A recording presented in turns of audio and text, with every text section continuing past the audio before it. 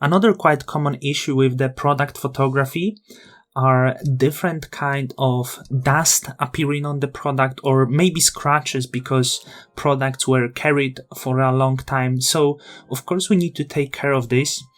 And first of all, when the dust is rather big, or we have big scratches like the one here, I would recommend the major big things to remove manually, just as I'm doing now. And the best way to do it is to use healing brush, and maybe in some other cases the clone stamp. But this is important. So first, what I'm going to do, I'm going to remove the major scratches, just as I'm doing now. Maybe also take care of the edge a little bit here. As you can see, we have some problems. And once we do it, I'm going to show you an amazing trick how to remove all of the scratches in no time. So as you can see, I'm just looking at the major things over here. Here's quite good. So this would be it. And now I'm going to create a stamp. So I'm going to create some layer above. To do this, we have to make sure that we have selected the top layer, and then to create the merged layer on the top, if you work on Mac, press Command, Option, Shift and E, and if you work on the Windows, that will be Control, Alt, Shift and E.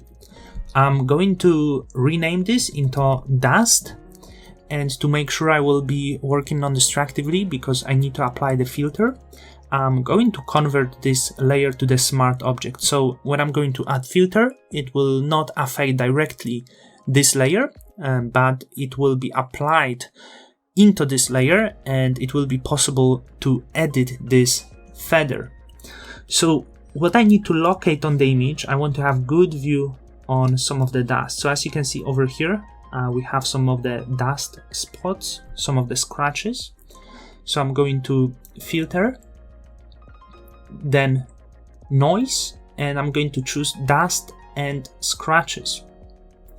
And over here, what I'm going to do, I'm going to choose the radius that will allow to make all of these scratches invisible. So as you can see, the radius at 5 pixels means the effect is built around the range of the 5 pixels. If we have it too small, it might not be enough to remove the scratches because they are bigger than 1 pixel, they are bigger than 2, maybe 3, so 5 is rather big, and the threshold will bring back natural effect by building the difference. So the threshold 0, everything is affected by the filter we applied. If we increase the threshold, only the things with the biggest difference will be affected.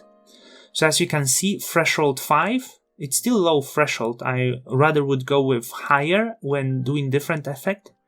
But here we work with the product, so the threshold rather low, around maybe 5, maybe 6 is okay. Otherwise we'll bring back the scratches here, as you can see. And it doesn't matter if we will increase the radius.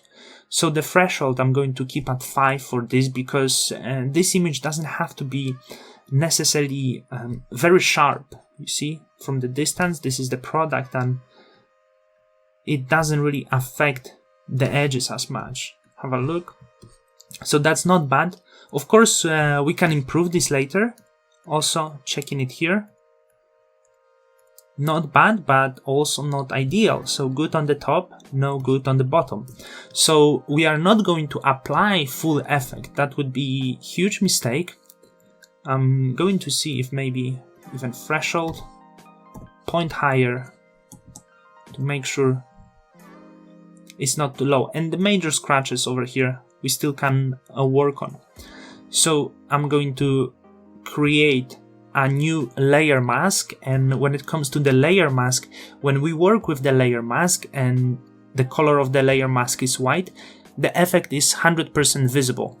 When we invert this, we can do it by pressing Command or Control and I. As you can see, the effect the filter that we applied here is not visible. So what I'm going to do, I'm not going to keep it white, I'm going to invert this to the black. Once again, Command and I. And then I'm going to choose a brush and white color of the brush, and I'm going to paint on the areas that have this dust that needs to be removed, just like this. So as you can see, really easy task to do. We can even increase the threshold for more natural effect and make sure that the edges are not affected badly here. So if we increase the threshold, remember we still can do more work later to make sure all of this look better. So I still will have to clean this up so I can ignore these things. And we'll see threshold 10, maybe too much, maybe 8, still allow me to keep these other parts invisible. As you can see, it perfectly remove the small dust, and this is only one thing I want to remove on this image, this small dust. Other things we can paint over, and it's better to spend few minutes extra than removing everything using this technique, because this technique is just something that meant to help us with the really tiny things that we have, like this one here. You can see painting over it. Seems it wasn't really much. Over here. Here we have dust, and it works perfectly. Can it work on this one here? Not too bad. We will have to paint on it later. And lipstick is perfect. So now this is finished work, and then I will create a new layer. We'll name this clean number 2. I think still I'm really a huge fan of keeping everything as natural as possible, so I keep increasing this dust. And on this another layer, the major things that we are not able to remove because we decided to work more natural, more non-destructive, we can of course clean this up now using a healing brush and the clone stamp. Remember that if this is too time-taking, we can always just make selection with the pen tool and paint over it to make sure it looks absolutely perfect. But for now I'm just going to do this few basic moves